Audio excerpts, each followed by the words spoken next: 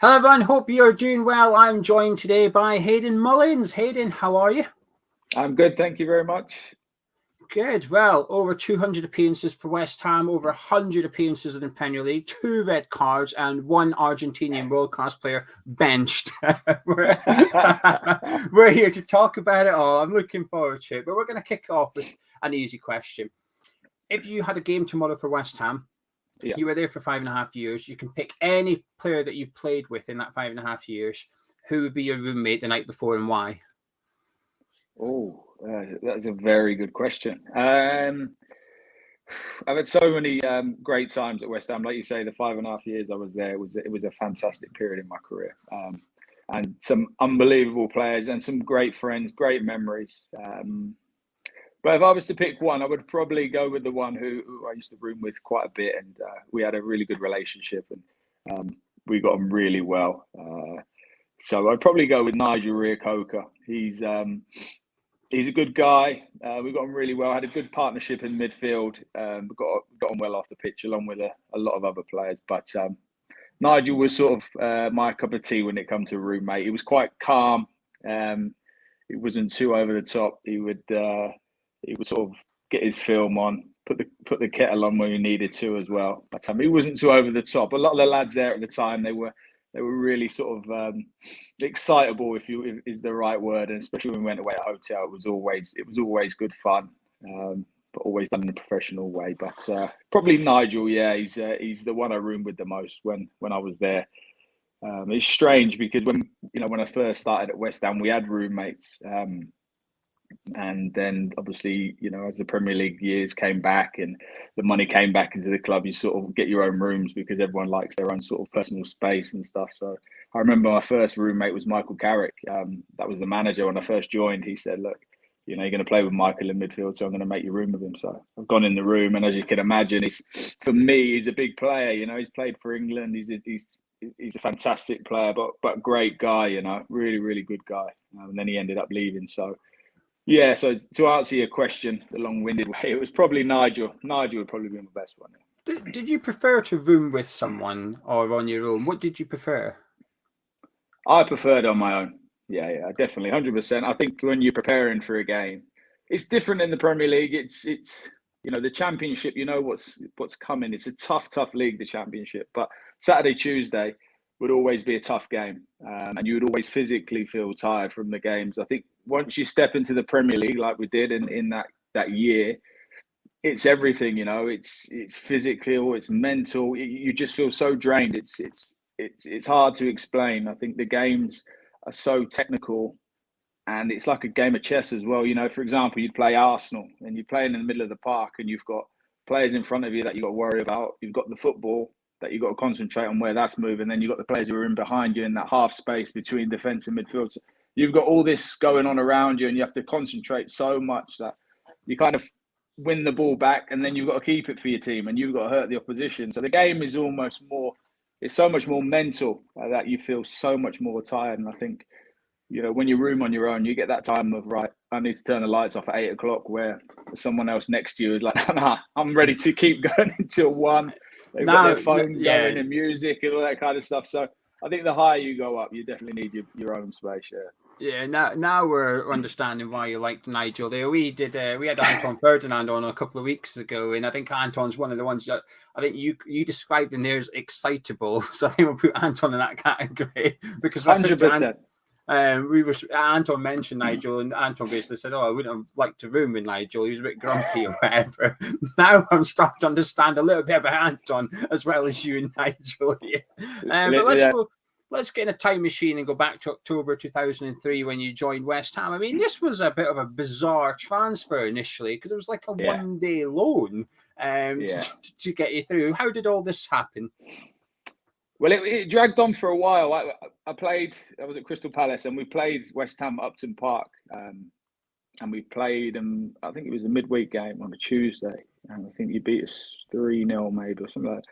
But I'd played sweeper, and Jermaine played up front. And I did okay in the game. I know it sounds a bit bizarre, but I did all right. And I was quite athletic as a player, so I could play in midfield, defence, right back, left. I could do those kind of roles, and obviously I had my main position, but I could sort of slot around And Palace used me in a different position, and sometimes they'd put me in as a sweeper. So I played okay, and then I think it was the next couple of days I had the assistant manager at Palace. He came up to me and said, "Look, I've been in contact with Alan Pardew, and they really like you, and they'd like to sign you." He said, "Obviously, we wouldn't like to see you go, but he said, personally, I know Alan Pardew. There's a guy called Terry Bullivan, and he said he's a fantastic coach, and he will really, get the best out of you." And at the time, I'd worked with Steve Bruce the year before, and he'd just gone to Birmingham. So I had Steve Bruce sort of saying, it was my last year at Palace, and he was sort of saying, "Look, wait till the end of the season, we'll take you on a free." So I had that, and then the West Ham came up, and it was rumbling on for a while, West Ham. They put a bid in.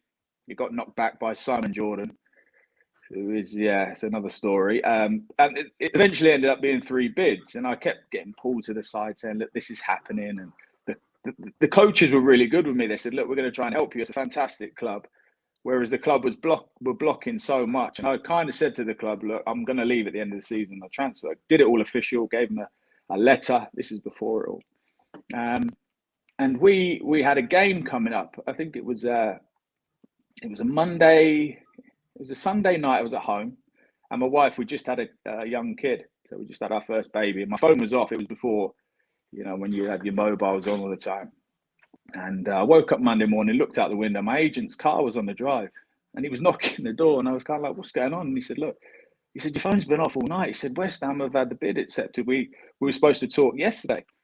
And I was like, the kid and this and that. So we went up Monday. He said, "Come on, let's go. We're going to go up there and have a chat with them." So we went up Monday, and we went to the stadium. And West Ham were training on the stadium, so I actually was in the box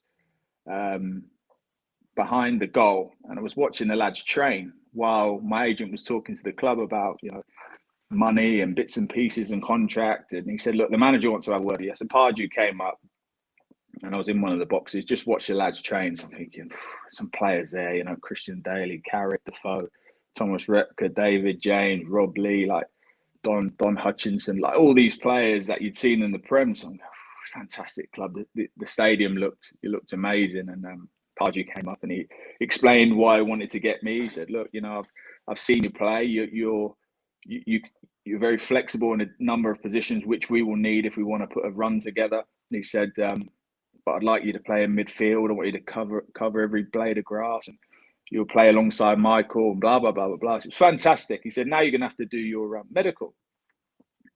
And no joke, this medical was the whole day. I must have had about 5 or 6 different screenings, went to 3 different hospitals. It was just a standard one that they did. But by the time I'd finished everything and everything had got done, it was like 2:30 in the morning. And I was driving home, and Pardew rang me and he said, "Oh, is everything done?" I said, "Yeah, Gaffer, yeah, it's all sorted." Because initially we had to do a loan because we passed the deadline. We had to do a loan because he wanted me in the squad for the next day. So he said, "Look," he said, "I want you to play tomorrow." I said, "Gaff," I said, "I've been up all day. I've hardly eaten anything. I've had a sandwich, and that was about it. I'm knackered." He said, No, I want you to start."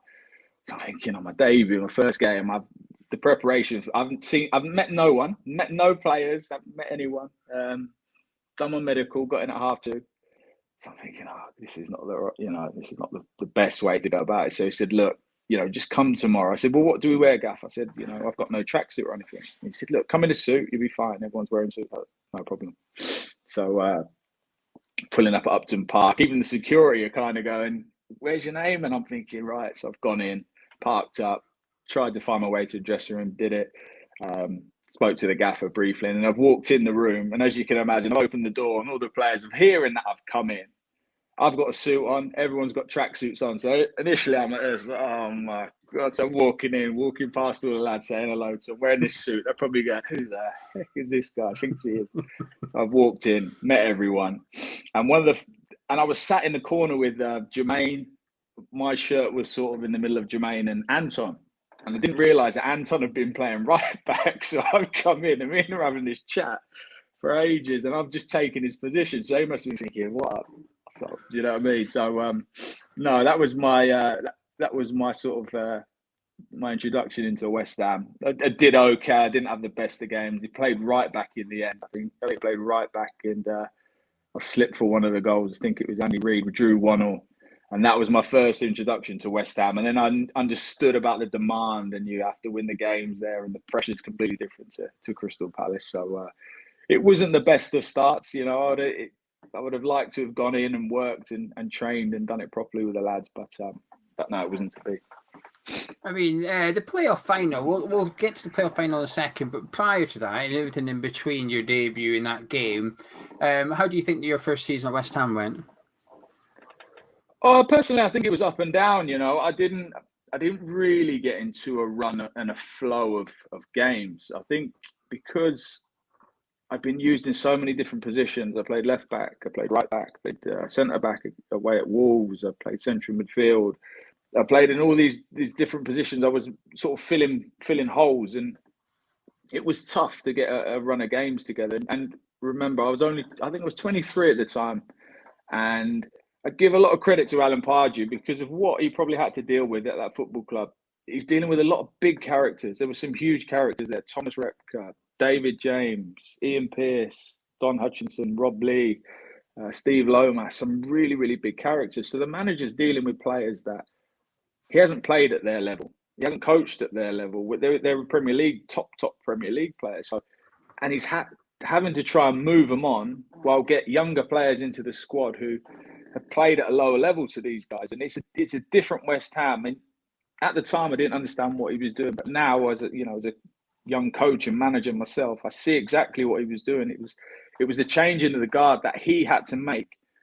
And my first year suffered a lot because of that, because Steve Lomas was fitted in here, and then Rob Lee and Don Hutchinson, and I remember Big Brian Dean come in, and there was a lot of players, and Michael Carrick and Nige come in, and there was a lot of areas of the pitch where I wanted to play in the middle of the park, but I had to sort of suffer and play elsewhere. Then I'd play left back. Then he brought Chris Powell in, for example, the year what we went up, and then I got left out of the team for a while, and then it was always stop-start for me. I remember playing left back in the playoff final, which for me was a huge game. I'd left the Palace team, and we played them in the final, and they beat us 1-0. I mean, that I watched the game back the first time since we lost. This was about 5 years ago, and we actually had a lot more chances than I remember. We hit the crossbar. We had so many great chances. We lost to a poor goal. And that really hurt. That summer, I went away after that summer, that playoff final defeat, and that really, really hurt me. I mean, that took a long time to get over. I mean, to lose in the playoff final to the team, and I was captain of Palace as well when I left. Ask that. So to lose to that team, that was, ask my wife, that took me a long, long time to get over. That really did hurt. Yeah, I was going to ask, did you have any moments of regret that summer? Because like you said, you were captain of Palace, you've left to go to a club that you think is in a better position to get to the Premier League, and we've got beaten in the playoff final by the club that you've left because you went a quicker route into the Premier League. So did you have, and in between, like you said, you failed to nail down a regular starting place or a starting position, if you want to call it that. You were getting moved around and stuff. So that summer 2004, did you have any moments of regret or thinking, oh, what happens if I just stayed at Palace, I'd be in the Premier League or whatever? No, none whatsoever. I mean, I joined a football club that were getting 30,000 attendances in the Championship, and could have probably got more. I mean, it was the passion, the club, the size of it, the playing staff. It was a lot more advanced than Crystal Palace and the team that I'd left. And Palace is now a completely different football club to when I was there. It's a fantastic club. It's a lot bigger now. It's been in the Premier League for a number of continued years. It was back then. It was a sort of, flirting around the bottom half of the Championship and surviving with money issues. And I'd been there a while, and that's all I'd known. So it wasn't any regret that I'd left Palace, even though it's a fantastic club. Like I said, it gave my break in football. And I think if I wanted the quicker route into the Premier League, I probably would have waited for Birmingham. But it was the whole draw of West Ham, It was a fantastic club, fantastic fan base, and the playing, like I keep going back to the players, but the chance for me to play with the Scottish captain, young central midfielder, English international, striker Jermaine Defoe, I'd known loads about, the current England goalkeeper David James, so many more fantastic players to learn from Rob Lee, Steve Lomas. Piercy, Thomas Repka, fantastic. What a lunatic he is, but a fantastic pro.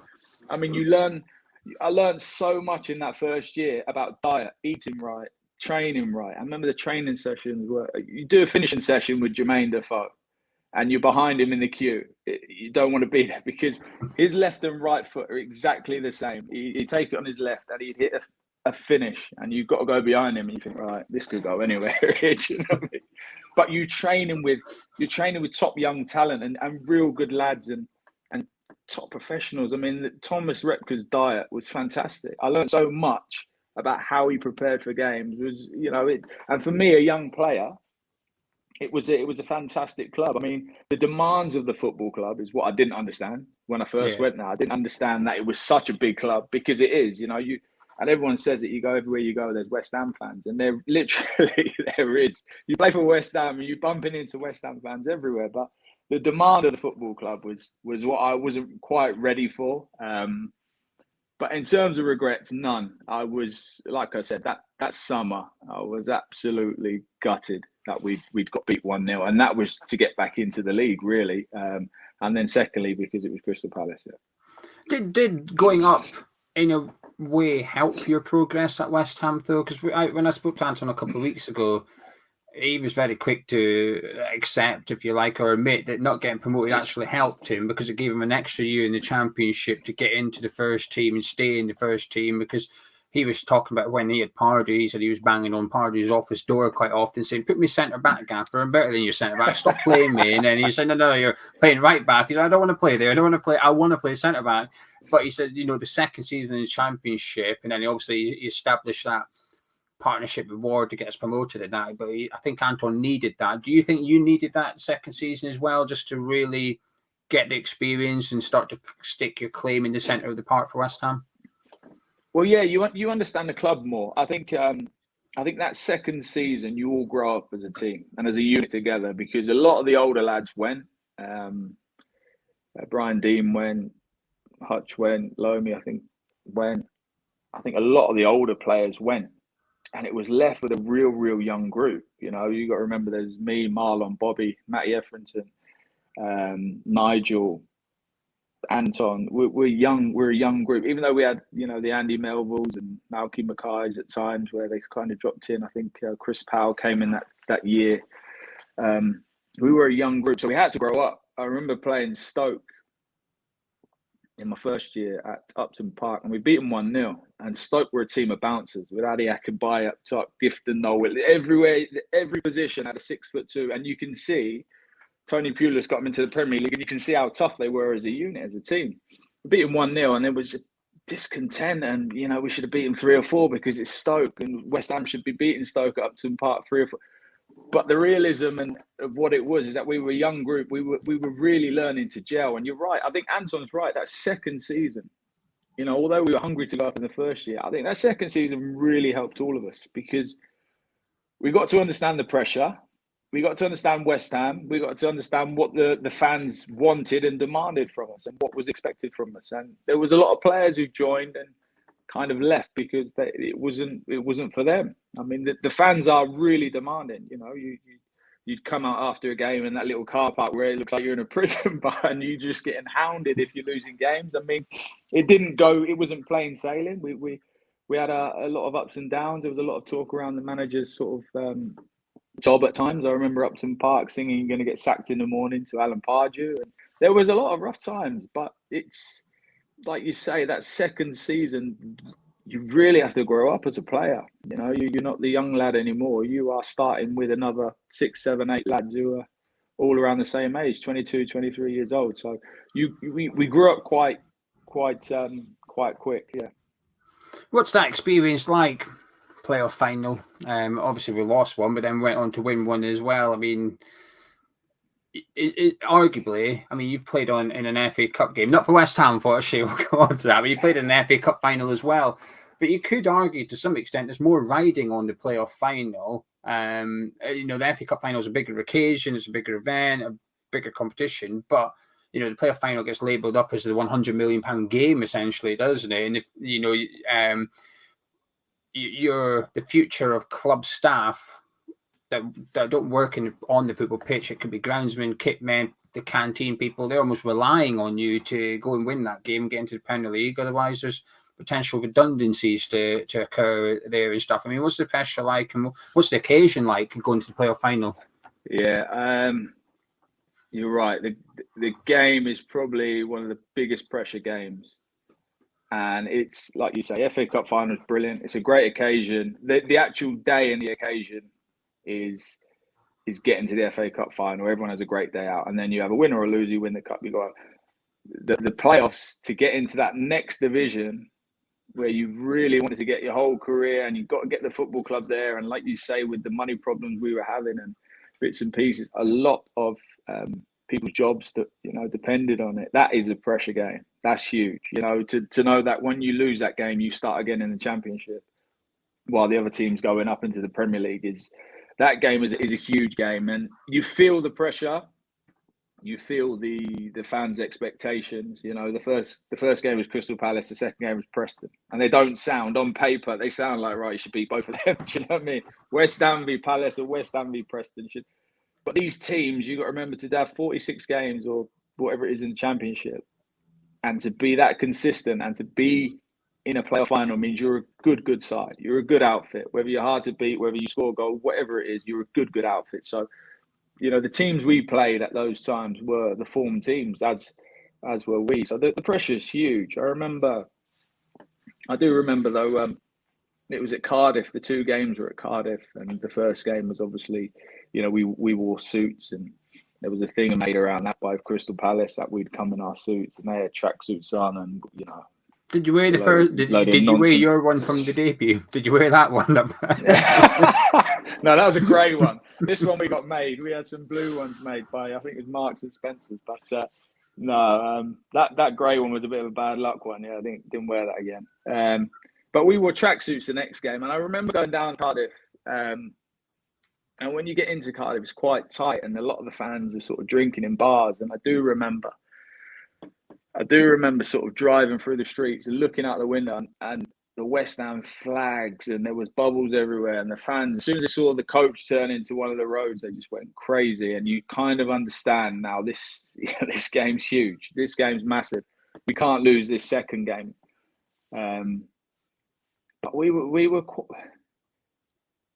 quite relaxed in terms of a team, because we had a lot of front on the outside. We had some real characters in that group. Bobby Zamora, Marlon Harewood, Anton, Nigel, Christian Daly, Thomas Repka. Everyone was a different character. Christian's so professional.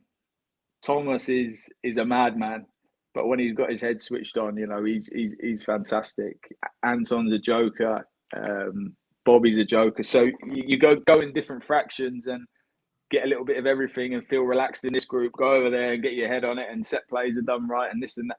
So we had a real good togetherness in the dressing room, is what I would say. And the second game was a lot more comfortable for me than the first game, because there was nothing really in the second game against Preston. We won it 1-0.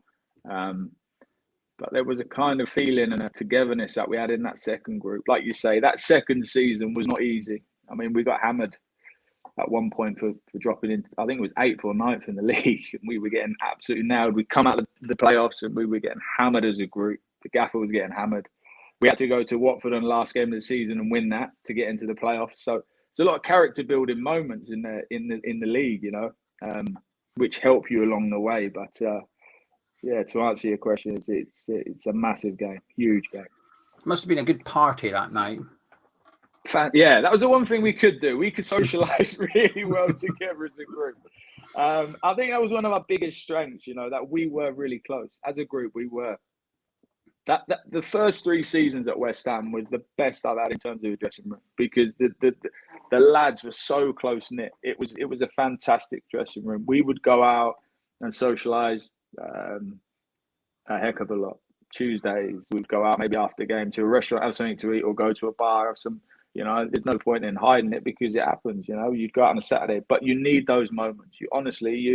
There's so much going on in the season that you need to get away from certain bits and have a couple of drinks. When you have a couple of drinks with a group of people, defenses come down, the guards come down. You find out a bit about people more. You have a couple of beers, you're having a laugh and a joke. You go back into training on the Thursday or whatever, or the Monday, and you've got bits to talk about, and you feel so much closer together. We had a fantastic group, and the biggest part is we were close. We socialised well together, but I always knew on the pitch that people had my back, and I would run for I'd run for you, and if you gave me a bad ball, I'd chase it. I wouldn't turn around and mope and moan in front of everyone and let 30,000 fans know what a bad pass that was. I'd run my bollocks off, try and keep it in, and then I would turn around to you and go, wait. And then you kind of, it's like a band of brothers. But it was the best 3 seasons I've had at any football club. Yeah, easy. I know this is going to sound really weird, but do you know when you talk about the criticisms and the grief you got from the stands, did that in a way help that bond between you? Did it sort of push you together and make you a little bit tighter? Because it was like, oh, we've got to go out and almost fight back against the criticism, if you like. Yeah. I would definitely would. I remember playing games at Upton Park. When your name comes up, you're getting booed by your home fans, and it's happening to 2, 3, 4 players, and you think that's unwarranted there because he's a good player and he's a good guy, and I need to help him through it. And you got to remember, it takes a lot of character to go back out on that field again, and you can make mistakes. People are almost waiting for you to make mistakes, and you're thinking, right, I need to be on it every time I get the ball. I need to be on it here, otherwise I'm going to get hammered. And it's character building. It is, for sure. And when you see friends going through it, and yourself, it's happened to me.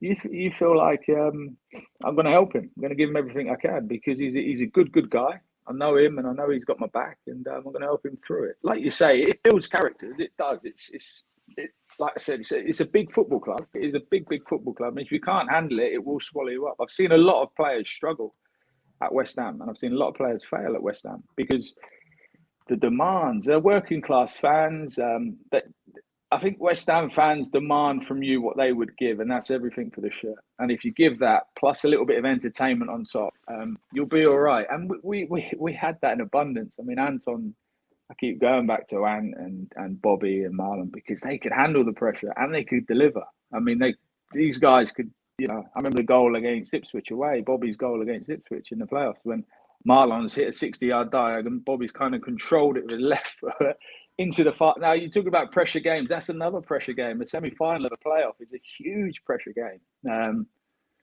And laughing it off. And I remember in the dressing room how relaxed we were, and lads were, they'd be dancing. I watched the Brazil squad in the World Cup, and they're getting hammered for dancing. And I think if you're enjoying your football, that is when you're playing the best. And if that's going to get enjoyment out of them, and they're scoring goals, they earn the right to dance, and I don't see a problem with it. But we had a real good group, and we were enjoying our football. And like you say, it brings you together when you see lads having a tough time. You want to help them out, and you want to really, really get them through that tough time, especially when you know them. And you, like I said before, you socialise so well when you get on. I said we had a fantastic group, a really, really good group of lads. Yeah. Well, the feel-good factor continued for your first season in the Premier League. It was 10 minutes away from, a handful of minutes away from being a dreamland season. But your first season as a player in the Premier League, the football was good. Quite a young and inexperienced team, given the circumstances. Added, players like Yossi Benayoun to the group as well. Yeah. You must have been almost pinching yourself halfway through the Premier League season or whatever. You must be thinking, bloody hell, this is all right, isn't it? We're playing some good football. The fans are happy. We're beating big teams and got some good players here.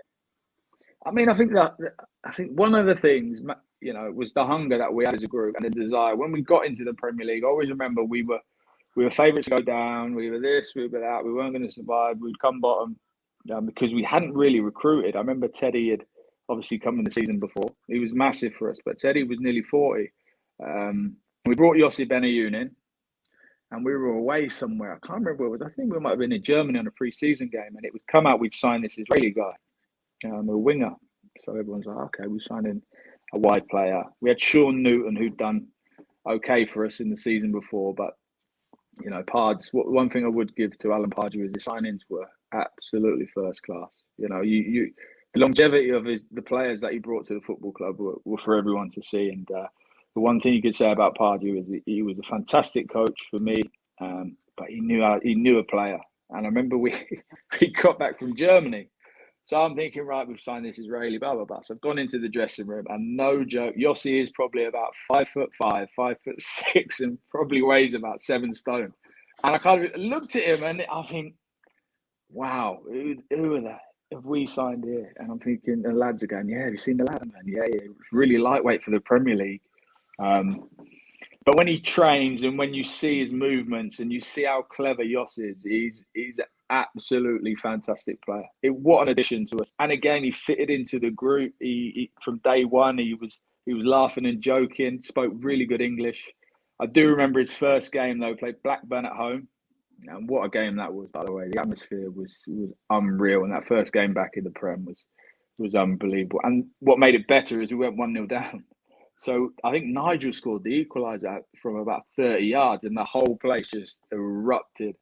And then we were off. We won it 3-1. But I remember Yoss sitting in the dressing room after, kind of laying actually, and going.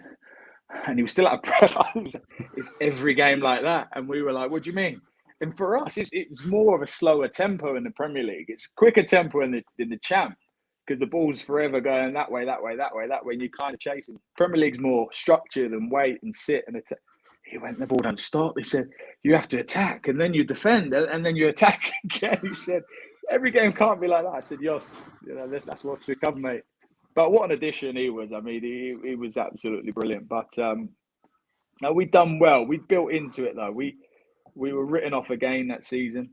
A funny story in that one was the end of the last season. I think it was Wigan away, where I was out of the team and I was playing left back, and then Chris Powell had come in. And we played Sheffield United away. I think we won the game or drew it. But Pardew brought me off with about 10 minutes to go, and he brought Chris Powell on to play left back. And in the back of your head, as you're coming off, you think, we're doing all right in the game. I haven't done much wrong, but I can see what he's doing now for the next game. So I know now that I'm getting prepped to get dropped, because I thought, right, Powley's come on. He's given his debut. He's a left back. I've got no arguments with that, but I can see what's going on. And then we'd had a bit of a stutter, and we were going to Wigan away, who were a fantastic team. Jason Roberts up top, Nathan Ellington. They were a top team.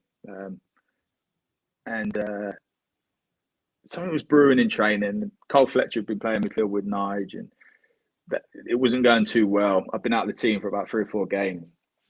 And Pardew pulled me in. He said, look, I'm going to put you back into midfield. And I said, oh, brilliant. It's exactly where I want to play, you know.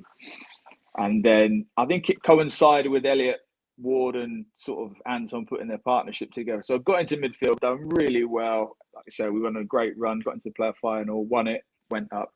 First game of the season, Thomas Repka was ill at right back, so we're playing Blackburn. So Pardew called me in the office, and I'm thinking, I know what's coming here.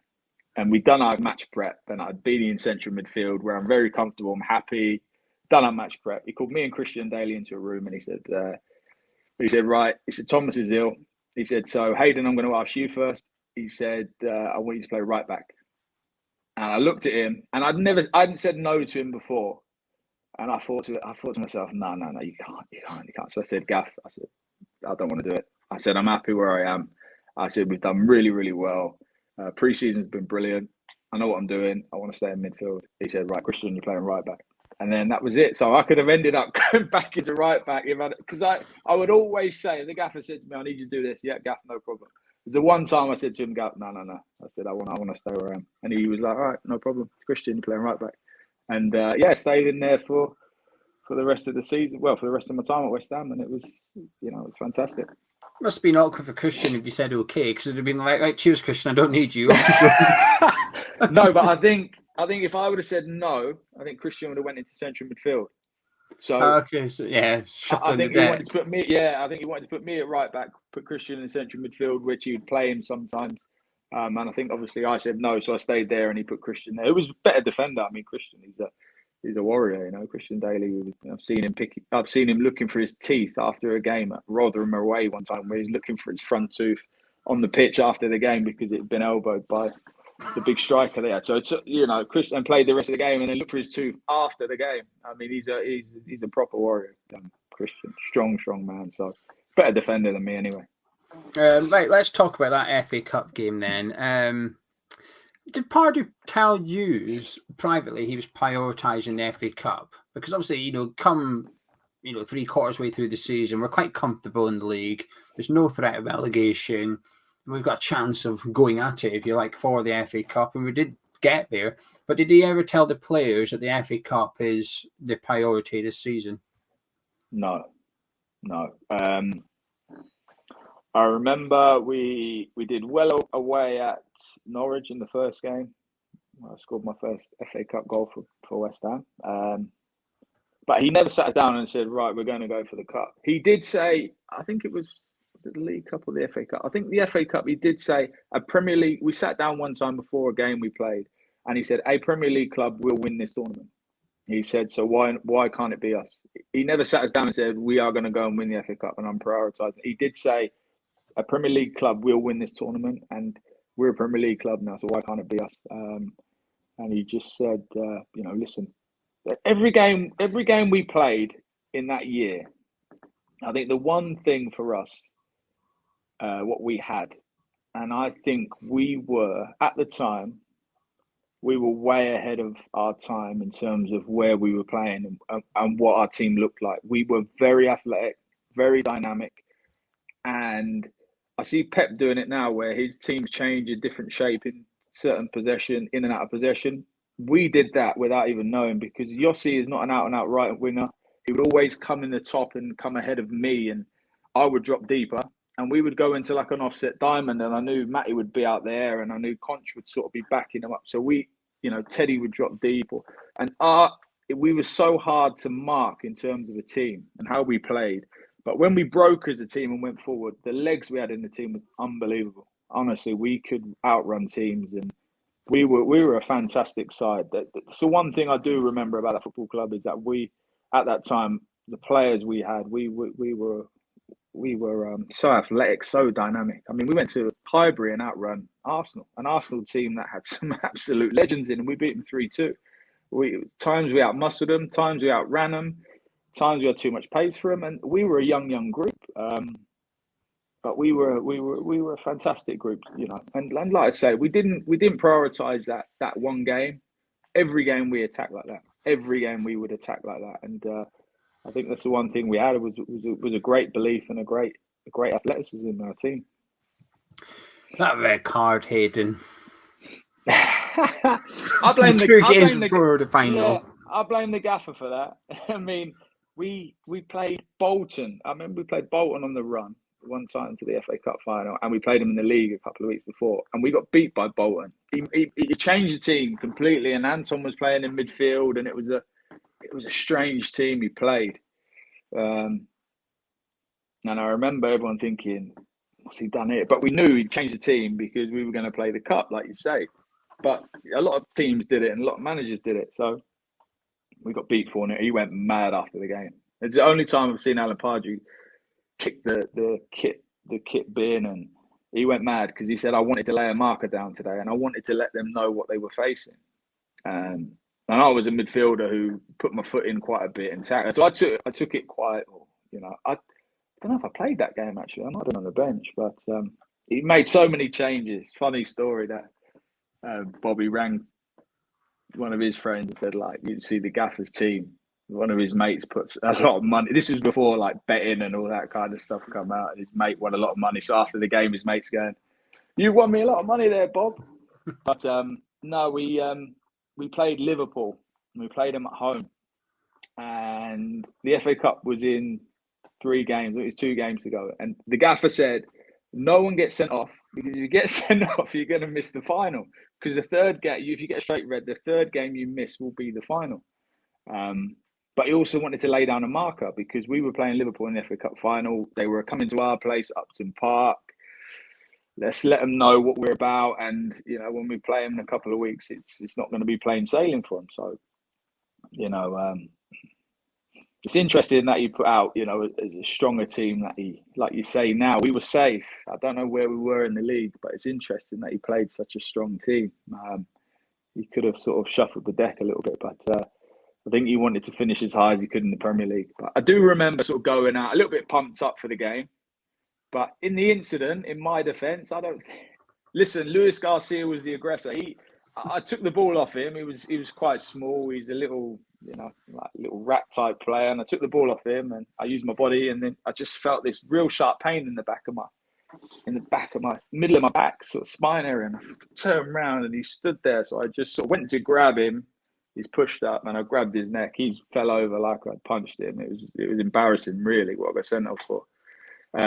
But me and him, after the game, we sort of went to see the referee. It's Howard Webb. He's a big ref. He's had a lot of big positions now. And we knocked the door and we said, listen, it was handbags. I've not done much to him. We both hold our hands up. It's, what can we do? The final's in 3 games. And he went, there's nothing I can do. I've submitted it, blah, blah, blah, blah, blah. And which was painful at the time, but I didn't take it. I was young. How can I say it? It wasn't like, it wasn't like how I felt when, we lost the playoff final to Palace. I felt, okay, I've been stupid. I missed the game. It is what it is. I didn't understand that. Obviously, these games come around once in a career if you're lucky. It was such a big occasion. And leading up to it, I wanted to go away because it was, you finish the season, then you got the 2 weeks where you're just training until the FA Cup. So I said to the gaff, look, it's the season's finished. Can I go away with my missus and kids and that? Because it's hurting me quite a bit because now I'm looking at the lads getting suit fitted. All the boot sponsors are ringing them up saying, right, we're going to get this embroidered on your boots, West Ham versus Liverpool, blah, blah, you have it for the rest of your life, and blah, blah. And I'm thinking, I'm missing out on all this now, and it's such a big occasion, the FA Cup final. And it was one of the best finals in how many years, 6 goals and penalty shootout. So, yeah, it didn't hit me until sort of the week leading up to the final, really. Did Pardew give you the time off, or did you have to sit in and witness it all? No, he said to me, he said, no. He said, I understand what you're saying. He said, you're training for nothing really because you can't be involved. You can't be on the bench. You can't, He said, but I want you to experience this. He said, because you might not ever be around it again. He said, experience the build up. The press is, media is huge. You've got to remember we'd come out of the Championship. We'd spent a year in the Premier League, which again, the media, it jumps. And then you get into the FA Cup final, which is one of the showpieces. And the media presence is huge. The build-up's great. Going down to Cardiff, you get to the hotel and there's about 150 West Ham fans waiting for you when you actually just get to your hotel. There's fans and you're thinking, wow. And I remember sort of, again, going down, it was Millennium Stadium. That's what I mean with Pardew. 3 years in a row we went to the Millennium Stadium. Well, that's fantastic, Two playoff finals and FA Cup final. And I remember again that, like I said, the streets are quite tight. You go down the motorway and then and I remember the bus getting pelted again by Liverpool fans. And we turned this one street and no joke, it was just claret and blue and the whole place just erupted. Because you got to remember that was the first FA Cup final in, I think it was 20 odd years. And the whole place, the whole road was just people. And it just erupted as soon as they see our bus, and you just heard the noise and the fan. And that's when I was like, what an idiot. I'm missing this, And you walk out and the stadium's half full when it never usually is when you get to a ground and you hear the horns and everything's going. So that was a great period in my life. But that was the one time where I thought to myself, what an absolute dick. Yeah. But, it happened.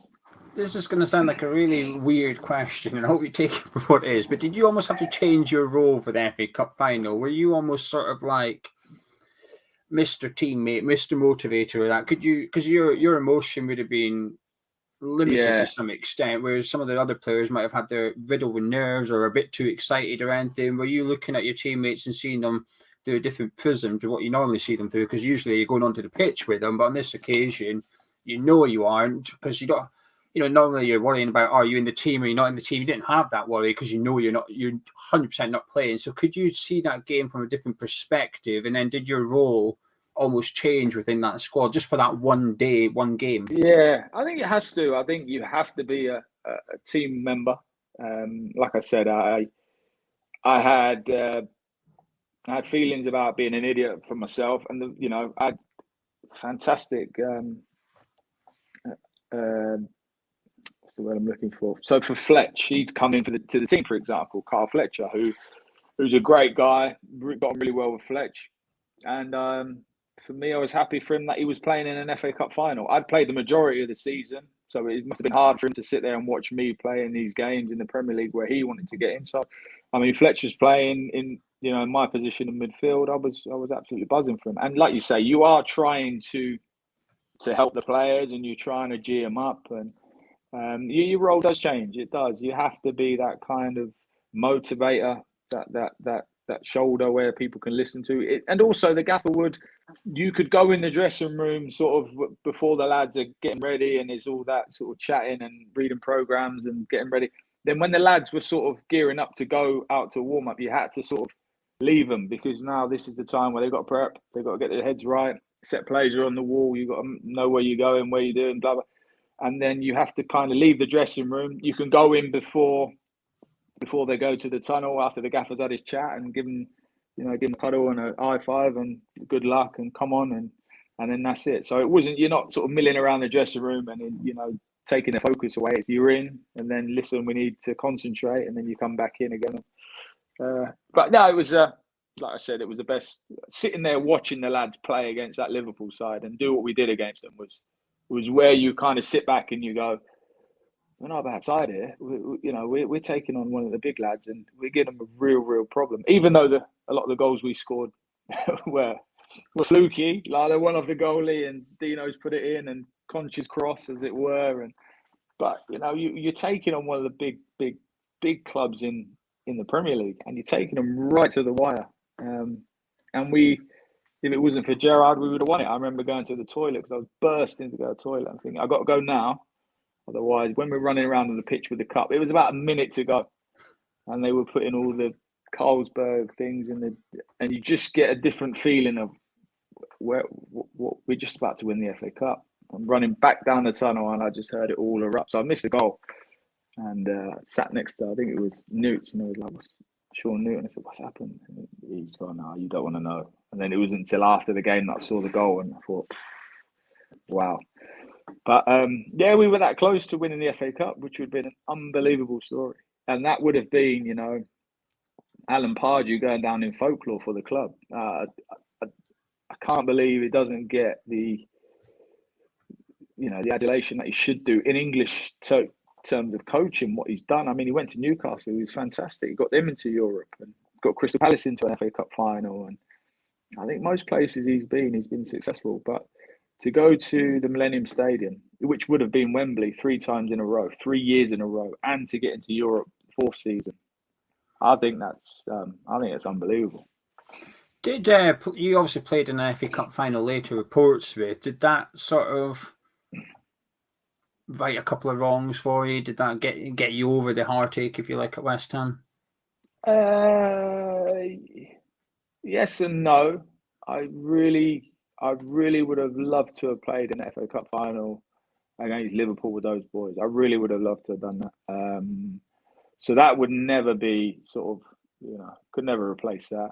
To play in one at Wembley was absolutely fantastic for Portsmouth. And again, we 0-0. We get a penalty on, I think it's the 68th minute or something like that, which we miss. Kevin Prince Boateng missed it. He went to have a fantastic career. And then Drogba went down the other end and scored. So again, we came close there, but the feeling would have been different for West Ham. To play with those lads in that final would have been quality. So yeah, you can never replace that. But I think what sits with me and what sits good with me is that the years that we did have and what we did do in those 4 years were unbelievable. So I played the majority of the games, which again for me was a great achievement. Well, you break up for the summer, and as a West Ham fan, I remember thinking, bloody hell, where are we going to go next season? We were a bit unlucky.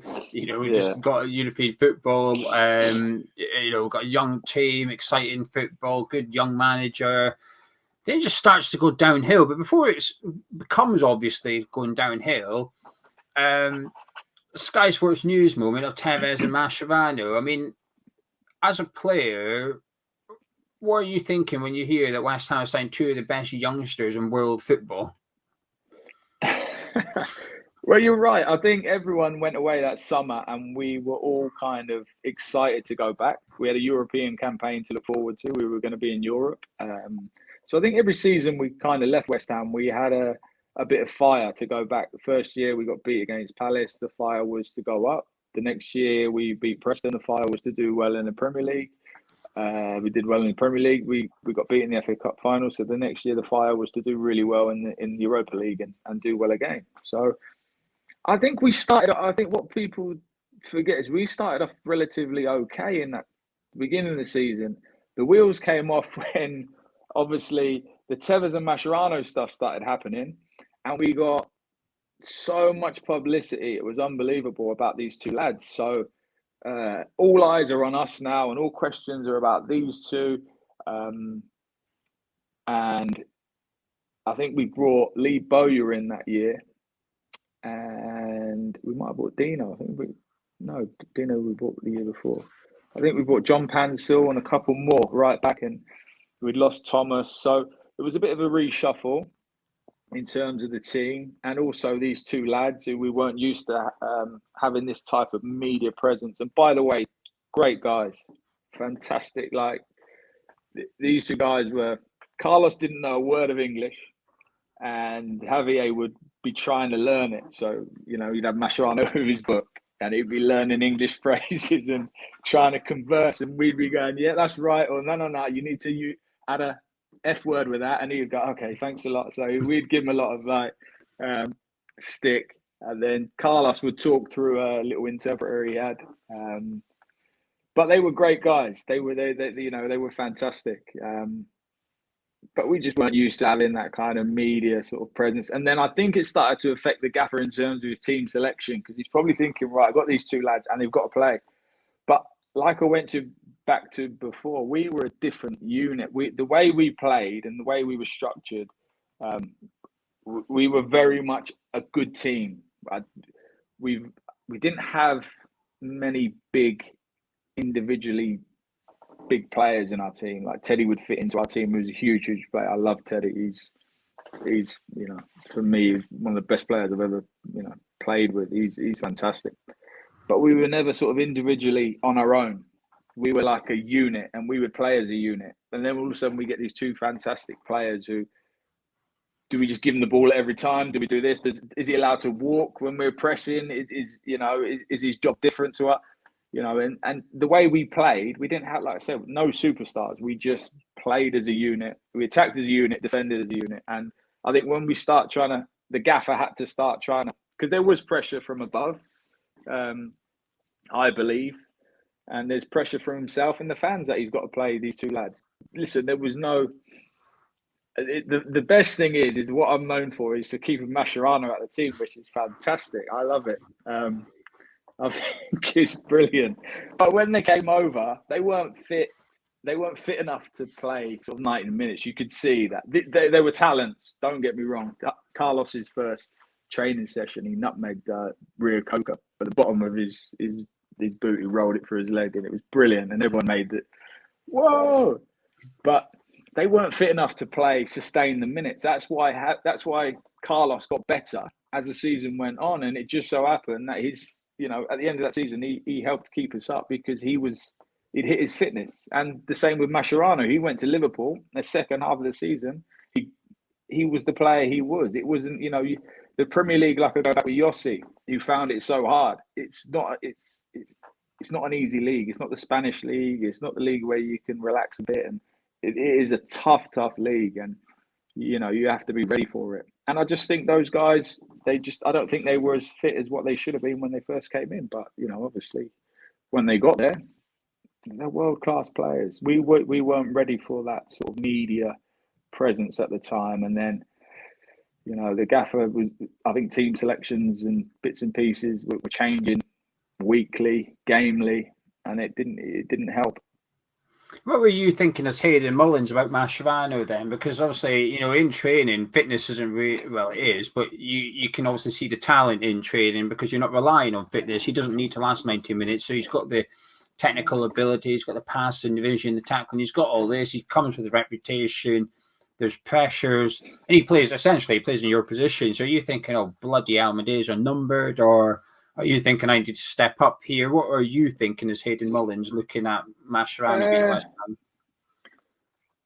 Well, you always know that your place is under pressure. I think the one thing I've always done well is reacted. I think when Javier come in, I knew that he's going to play. I knew that he was going to start. But like I said, when Lee Bowyer came in, we changed from being a 4-4 because we were an out-and-out 4-4-2. We had 2 strikers up the pitch, 2 midfielders. That's how we operated in the first 3 seasons I'd been there. So, we'd always have a lot of work to do in midfield and cover a lot of ground. Me and Nigel would have to be, good in defence, good in attack, good in possession, because that's your job. But then we started to evolve into a bit of a 3 in midfield. So when Lee Bowyer came in, him and Nigel were quite similar in terms of they both wanted to do that and go forward. I would want to drop and sit where Javier would want to play as well. So, but when when we went into a 3, sometimes we played 2 at the base and 1 at the top. So sometimes me and Javier, we might play together. I remember we played together at quite a few games, Tottenham away and bits and pieces. But you always understand that the club has got to involve. You always understand your place is under pressure. I remember sitting out, quite a lot of games that season. I remember I didn't play in any of the Europa League games, which was absolutely gutting for me because, Javier played, I think Bowyer played, and Nigel played. So that was a game that I sat out of. I sat out quite a few games. And, the one thing you do when you're sitting on the sidelines is you want to get out there and you want to play. And sometimes it doesn't go well for the team and you kind of see a little bit of a chink of light and think, right, I might get in here. Gaffer might change something different. But it's in my head, it was always to keep going and to keep trying to train well. And there was never throw my toys out the pram and I want to leave now. I'm not enjoying it. It was always right. What do I need to do to get back in? But it's like you say, it's happened every season to me. It wasn't Javier, it was Scott Parker. Then Mark Noble was, he was around when we were young, and then all of a sudden he's developing into the next one. And then Jack Collison came through, and there was always competition, always. You can sense your admiration for Alan Pardew thus far, but obviously he gets sacked. What's your reaction? I mean, did you see it coming? Were you? No, I remember. It was the right thing or the wrong thing? I think it was the wrong thing. I do think that he would have kept us up. I don't think there would have been any issue in that. I think that season was a lot of change. So we had a change of owner, we had a change of manager, we had an influx of new players.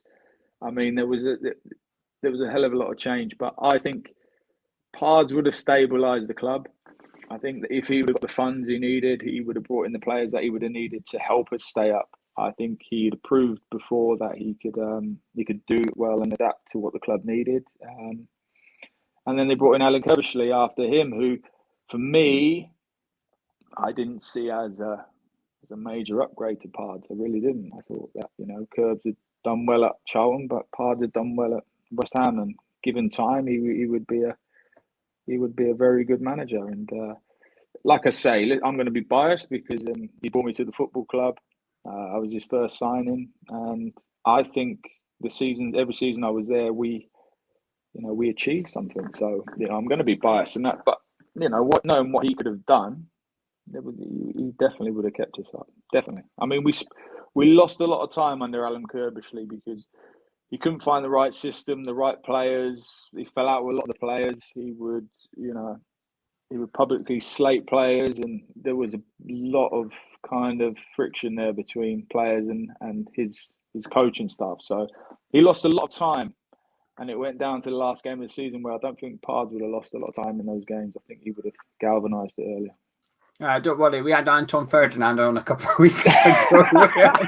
And he didn't miss his words, no? He made it he made it clear, let's put it that way. He gave his opinion on Alan Curbishley and told us about, kicking off after the Charlton game. He kicked off in the changing room with the manager in front of everybody, and then Lucas Neal had to sort of take charge a little bit and call a meeting for the players only, just to try and sort things out a little bit. And it felt a little bit like, from what Anton was saying, that you stayed up almost because of the players rather than because of the management to some extent, in that Lucas Neal was arguably a bigger leader than what the actual manager was, and that the players came together and said, we need to buck our ideas up and whatever and sort things out.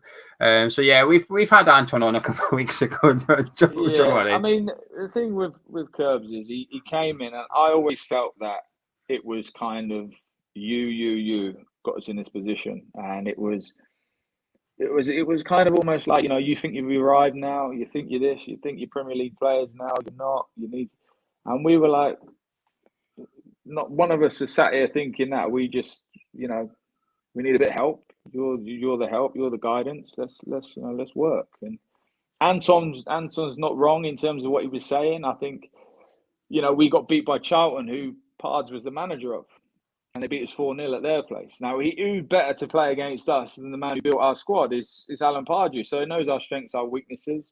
Again, Curbs brought his players in. He brought some of the players that he wanted in. He brought in, Matty Upson came in, Lewis Burmore, Lucas Neal, Nigel Quasi, quite a few players who Curbs brought in. So we were in a bit of change. So it was no way thinking, right, we've arrived. It was a lot of things were happening where a lot of change was happening. We were used to playing a certain system. Now it's completely changed. We're playing for you. Your system is what you need to teach us and coach us. It wasn't working. Anton's right. We did have a big Barney after that game. I remember getting beat away at Reading 6-0 because I'm from Reading and I had a lot of family at that place. And we got beat 6-0 by Reading. I mean, on New Year's Day, I think it was.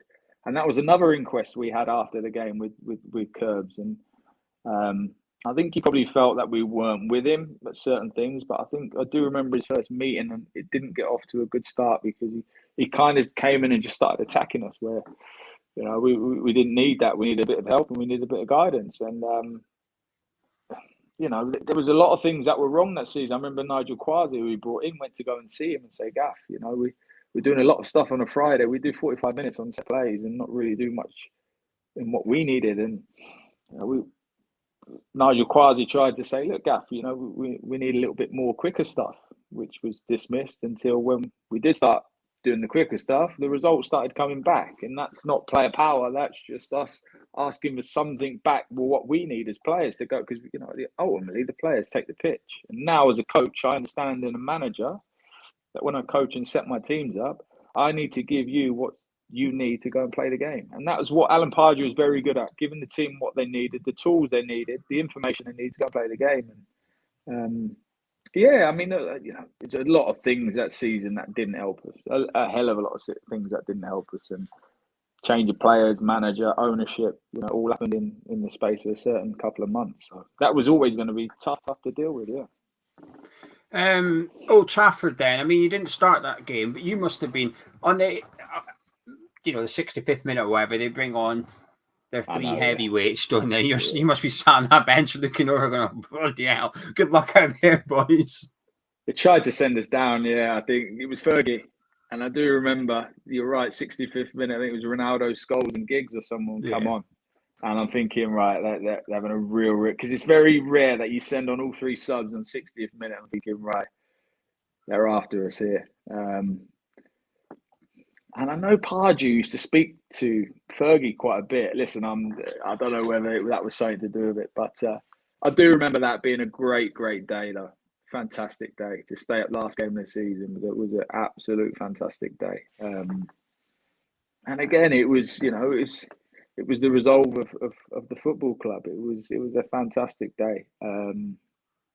But to go to Old Trafford, needing the win to stay up, it's a massive ask, huge ask. Back then, it's like going to Manchester City and having to win to stay up. I mean, and you're a club right at the bottom. It's a massive ask. But it was a fantastic day. And one that I'll never forget, even though I got on for the last, I think it was 20 minutes or something like that, just to try and shore bits up. But I don't remember being under any major pressure after that. I do remember playing I do remember playing Man United last game of the season, a couple of seasons after. Remember when Dean Ashton scored the overhead kick? Yeah. And I remember them going down to 10 men for some reason. I don't know what it was. And I'd been pushed sort of higher. And I remember Rio, Anton's brother, going to me, Hayden, come on. Tell your guys to calm down. We need to win I think we needed to win the league or do something. And I said, no. I said, I don't remember the day. I don't forget the day where you tried to send us down. You brought on your three guys to try and send us down.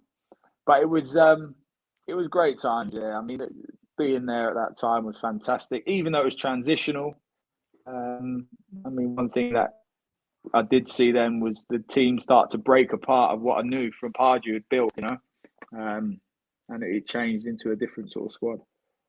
What were you like when you were coming on at Old Trafford? We're 1-0 up, the clock's ticking, the pressure going into the game was high. I can only imagine that A, you're so close, and B, that you're actually winning. You're coming on as a defensive midfielder as well. I mean, that must be an immense amount of pressure on your shoulders. You must have stood there thinking, bloody hell, this is a difficult environment to be stepping onto. Yeah, don't make a mistake. I think you play off of autopilot as well, because when you play in a stadium like that, you can't really hear information. So you can't hear what's behind you. You can't. It's just a blur of like just noise. So it's hard to hear certain players. So you're playing off of autopilot. But you're right. The game's such a high pressure game. You don't want to make a mistake, And at that time, it sort of suited me because we were just defending. So it was fine. I would just sit there and try and block bits up, pick passes up, and just try and set us on the attack. But I do remember after the game, we had one hell of a drink up after. Yeah, that was a fantastic game. Good man. The next season we finished 10. 2008 we finished 10. I always say that this is the most boring season I've had as a West Ham fan, but we needed it. I mean, I felt like we were just 10th for the whole season. We didn't go up, we didn't go down. No relegation, right. No European football. There was just nothing. It was just plain sailing from start to finish. And I guess as a club, that is what we needed after that turmoil season. But as a fan, it was a bit like... a bit deflated, nothing to cheer about. I mean, you're right. I mean, I do remember after the play in the Man United game thinking, why can't we just be a club that can be like a stable Premier League club? Do you know what I mean? And we were that next season, but you're right. It was boring as hell. I mean, we would win games and stay 10th. Then we'd lose a game, then we'd stay 10th. And then we'd win games and we'd stay. So there was nothing really to play for the whole season. But, I do remember sort of that season, Curbishley come to me and he was like, right, you can go if you want. If I get a bid for you, you can go, you can leave, blah, blah, blah, blah, blah. He said, you won't play much. They had Scotty Parker in, and I think Bo was there, Scotty. I think Kieran Dyer had come in. I think it was the year when we got Dyer, and Freddie Lundberg and people like that. Yeah, so remember we had a massive squad, huge squad. So he said, you can go. I said, all right, no problem. And it felt like he said that to me every season. It was like, you can go now. Every week. Okay, yeah. You're still here, Hayden. Yeah, you can go. I was like, all right, cool. Yeah, I'll speak to my agent, blah, blah, blah. You can go. And I ended up playing, like, it was pro rata. We'd get this bonus at the end of the season. And it was Lucas Neal. And I think it was Lucas Neal, Robert Green had played the most. And it was me. So I'm thinking, I have this conversation with him at the beginning of every season. And then I ended up playing, like, 35 out of the 38 games. It was mad. So yeah, it was a great football club. It was one I called home, and the time when I had to leave, it was a tough decision, to be honest with you. Yeah. I don't want to put words in your mouth, but Curbishley then resigned after Anton and McCartney got sold from underneath his feet and whatever. But as a player, you thinking, thank God, hopefully the next manager comes in, I can get back into the team and stay in. You were in the team. Hopefully the next manager doesn't keep telling me I can leave.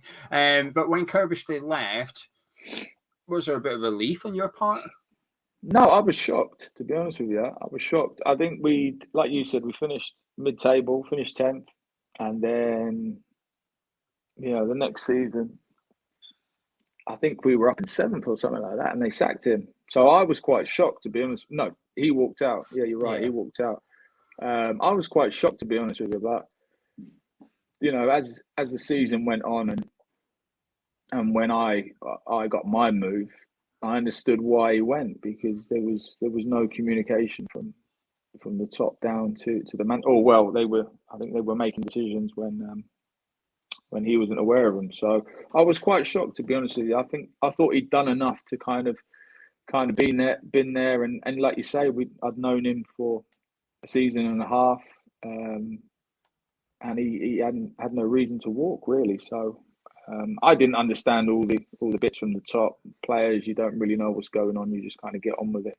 You hear a lot of rumours, and you know a lot of it is not true because of the rumours they say sometimes are about you or your mates, and it's not true. So what we'd heard about the reasons why Curbs had left over the Matty saga was we didn't really look too much into it. It was a bit shocked really.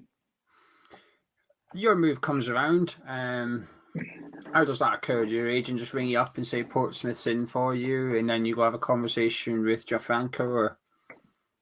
Well, increasingly, I was playing less and less because obviously Scotty and Nobes were playing, and like I said, Jack was coming through. So I was playing less and less. I was becoming a bit part player. So I was 29, 30 at the time, and I was getting a little bit frustrated, even though like I love the club and I wanted to play a few more games. And Gianfranco would come in with Steve Clark, fantastic management team. I really enjoyed the training sessions, enjoyed the place.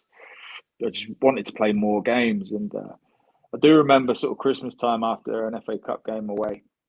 We were training on the Sunday, and I had a phone call going home from the chief exec, and he said, "Look, we've accepted a bid for you." And I said, "Okay." And he said, "Look, it's Portsmouth." He said, "And they'd like you to come down today and talk." And it was a Sunday, and I kind of was like, "Well, I don't even know if I want to join the football club yet, let alone go and have a chat with them." And he said, "Well, look, go and have a chat with them. We've agreed everything. Go and have a chat with them. If you don't agree, and you don't like what they're saying, then you don't have to go." So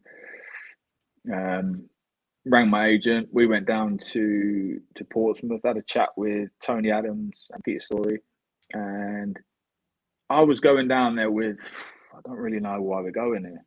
And then I sat down, and they made me an offer where I couldn't say no. It's funny because Craig Bellamy joined West Ham, and he said, we were having a chat, and he said to me, "Look," he said, I said, "How come you came here?" And he said, they made me an offer I couldn't say no to. And he said, "When I went to Liverpool from Blackburn," he said, "I was actually on less money." He said, "Because it's Liverpool Football Club. He said, because West Ham were, Lucas Neal was getting paid a lot of money, and there was a lot made around, his wage, and they had a lot of money at the time. Freddie Ljungberg was in, Kieran Dyer was in, so they made Bellas an offer where he said he just couldn't say no. And at the time, I was a bit like, but I went to Portsmouth, and they offered me a deal and more years than what I was getting at West Ham. That I actually looked at it and said, this is financially, this just makes sense. I can't turn this down." Whether or not they knew that I didn't really want to go, but I'd never been in that position where I was being offered a really, really good contract. So, and this is me just being open, And I said to my agent, "Look, it's a great deal." He came back in. We asked for a deal, and they actually put another year on top of it, which we were a little bit like, you're 30 years old, you got to think of your family. So I said, "Yeah, you're playing less at West Ham. It's a great deal." It made sense. So. I remember sort of sat there, and all of a sudden my phone went, and it was the manager. It was Gianfranco Zola, and I picked the phone up, and I said, "Hi, Gaff, how are you doing?" I thought he was ringing me to say, "Look, blah blah." He said, "Where are you?" And I said, "I'm at Portsmouth, Gaff." And he went, "What are you doing?" And I went, "Well, the club have accepted a bid, and I'm talking to Tony Adams at the moment." And he went, "When?" And I said, "This morning." He went, "Well, what are you thinking?" And I said, "Well, Gaff," I said, "I've been here a couple of hours now, and they've made me an offer." And I said, "The offer's a great deal." And he said, "Tell me what they've offered you. And if I get it at West Ham, will you stay?" And I said, "Well, of course I would." Do you know what I mean? So he said, "Right, give me 10 minutes, put the phone down." And then he rang me back, and he went, "Listen," he said, "I've just spoke to the club, and we can't match that." He said, "I'm gutted that you're leaving. Do you want to go?" I said, "Gaff," I said, "it's a decision where it's been taken out my hands really, because I love the club, but the financial offer I'm getting from Portsmouth is one that's going to look after me and my family." So I said, "I've got to do it." And he said, "Well, how did it come about?" I said, "Well, the club rang me." And the thing was that struck me and shocked me, he didn't know anything about it until I got the phone call probably about 12 o'clock. He rang me probably about 6, 7 in the evening. So that's when you understand what the club were doing, and they were sort of selling players off where they felt they needed to sell, but the gaffer really was looking at it, because he would bring me on most games. He would, bring me on for Scott or for Nobes, and I was, he knows that I was fully capable to stand in whenever those weren't fit, and I could play Premier League games no problem, because I could handle the league. And I think he was looking at it like I was a player that he could help build the squad around, with the 2 midfielders he's got, with backup and the bits and pieces. So, he didn't know anything about it, which struck me as being a little bit strange. Yeah. When we had Anton on, he said he got told, I think it was a Sunday, go up to Sunderland, we've accepted it. He said he didn't want to go. He said, get up to Sunderland and go speak to Roy Keane. So he said, just as before he went, and they said to him, oh, and the manager phones, don't pick it up. He's like, what? He said, the manager phones, do not ring it. He said, so Anton went up. He said, Curbishley was ringing him, but he couldn't answer it. That's what I mean. So he eventually spoke to Curbishley, and Curbishley said, why are you not in training? How can you be the gaffer and be the last one to know? That is just so, it's humiliating. It gets you angry. It's, you're making deals behind the manager's back, when now, you listen, this, in the modern era of football, we see Watford doing it. We see a lot of football clubs do it, that make the decisions, and the head coach sort of has to go along with it. Back then, it was more, you're the manager. You make the decision on squad, who you want, who goes, all that kind of stuff. And what the sad thing is that we broke up the team that I felt had a lot of potential. Nigel went to Villa, Marlon went to Villa, Bobby went to Fulham, Conch went to Fulham, Anton went up to Sunderland, Matty went to Stoke. I was one of the last to leave. I went to Portsmouth.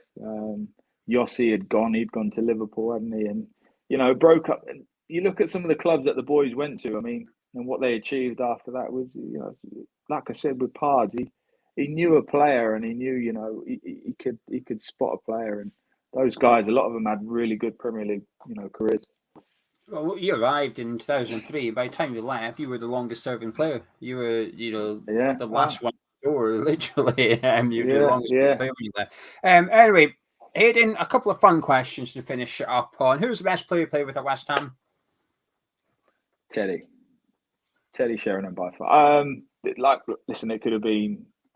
There's a whole host, and obviously you got Tevez, Mascherano, Craig Bellamy, Freddie Lundberg, but Teddy for everything, really. He was a great guy, massive player. He proved it, and he'd come to us when he was aging, but he was still a top performer. He used to run the pitch, Teddy, and the one thing, with that group, is I knew where players were on the pitch. I had pitch map. It was weird. I knew that if I was getting the ball from the right back and I could open up, I knew on that side there'd be Matty Etherington and Conch, and I knew higher would be Nigel, and Teddy used to run on, and he would look at me and sort of do that as if to say, right, I want it to feet now, because Bobby and Marlon were different. They would want to go in behind, but Teddy would always look at me and Nigel and sort of make that gesture, which I knew I got to give it to his feet. Yeah, so I knew if I opened up, Teddy would be in a pocket where you could just roll it into his feet, and you could hit it as hard as you wanted at Teddy, and he would just make it look so easy. He'd either stop it dead, or he would just caress it out to the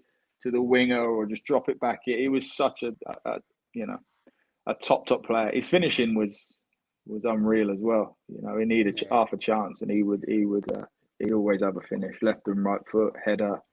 He was a fantastic player. Yeah. Most people understandably pick him. Mark Noble in his book said when he was just breaking into a team, I think he might have even scored or something. He said he hit a shot, went in, and as we were celebrating, or after the game, Teddy said to him, "Oh, what were you thinking when that ball was coming over?" So Mark was like, "Oh, nothing. I just hit it hard and get on target." And Teddy says, "What?"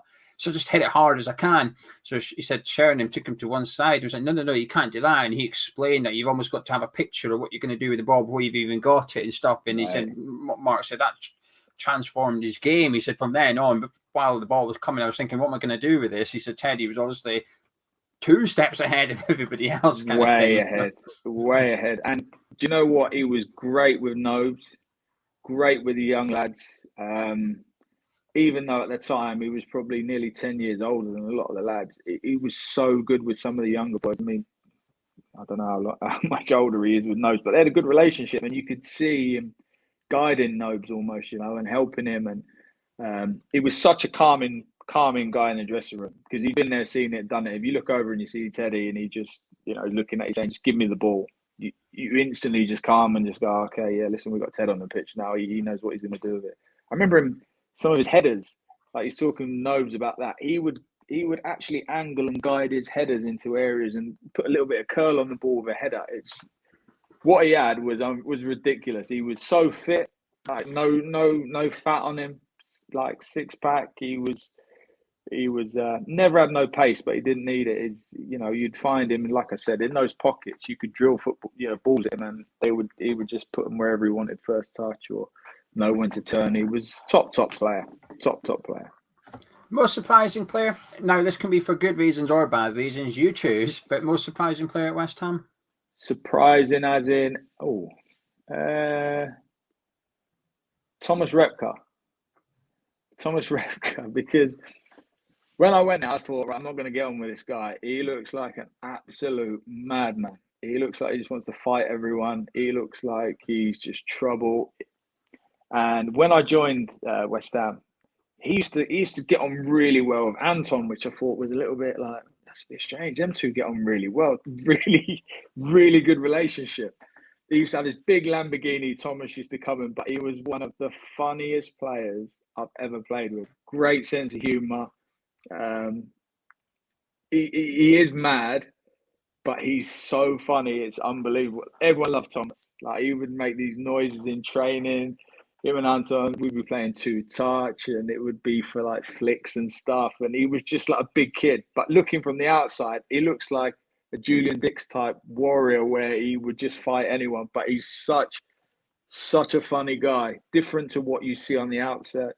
Thomas was loved by everyone, but he surprised me the most because I thought he would be the one where, when there's arguments and things are kicking off, it's probably coming from him. So he might be the Roy Keane of the dressing room. I'm going to have to be a little bit wary of him, but he was total opposite. He was a fun guy, great guy, always had a joke, was in the middle of a lot of the jokes, but surprised me with that. Any regrets? No, just the FA Cup. His reacting to Luis Garcia's elbow really was my biggest regret. Like I say, joining the football club, I didn't understand how big a club it was. But when I always go back, like now, having retired and stuff, the reception and the warmth that I get from the West Ham fans is unbelievable. I left and I went to Portsmouth, and I didn't get to say goodbye, but we played them one time, played West Ham, and I think I got brought off in the game, or we played at Upton Park, and the whole stadium stood up and gave me a round of applause. And that was, for me, that was special because, like I said before, where I struggled when I first went there because it was, it's a big football club and I played a lot of different positions and I wasn't what the fans wanted. But having been there for 5 years and then left and then went back, and I saw the appreciation they gave me then, and then I see it now as well. Sometimes when I go back, it's like, you understand the club, and it feels good that that I went there and had an impact in some of the fans and changed some of the fans' point of view on me. And you're a respected sort of ex-player of the club, which is fantastic for me. 5.5 years, lots of players came and went while you were there. Who's the one player you wish we kept? 5.5 years. The one. There's a lot, to be fair. That whole 2005-2006 Premier League team, I wish we would have kept all them, Gabs and Anton and Conch and people like that. Oh, the one person.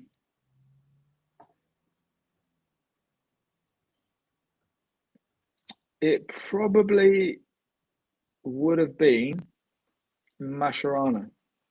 A lot of people say, you're a madman. Exactly. Okay, I was not expecting that. I know, but I think Javier didn't play as many games as he could have. And I think at the end of that season where Carlos did so well, I think if we had him and Javier in the midfield going into the end of that season, we would have finished off a lot stronger. And to play with him and to keep him around would have been fantastic. So, probably Mascherano. A final question. At the very start of the video, I asked you who you would like to room with. If you had an away game tomorrow, West Ham, who's the player you wouldn't want to room with and why? Stephen Bywater. because he is an absolute lunatic.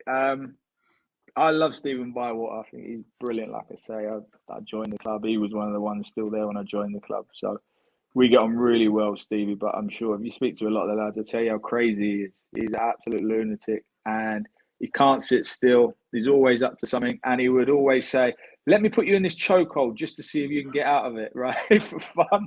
So he put people in a chokehold, and they'd be getting choked out. And he was into UFC. He's a madman, Stevie, but it's not for the wrong reasons, just because he's an absolute lunatic. But he's someone who I haven't spoke about much on here, but the goalies we had at West Ham were always characters. I mean, I'm sure you've probably heard about Roy Carroll, Jimmy Walker speaks for himself, Stevie Bywater again, and Shaq, a great guy. But that's when you start to understand what our squad was like and how big the characters were in the dressing room. I mean, those three guys, Roy Carroll, Jimmy and Stevie, they are all massive characters. And then you go with go for our squad, and you got Teddy Sheringham at the top of it, and then you've got the Bobbies and the Antons, the Nigels, the Marlons, Matty Etherington, Fletch, Nobes coming through. I'm sure if you speak to Nobes, being in that dressing room helped him so much in his career, because he's been around some really, really good pros, but some top characters that get you through,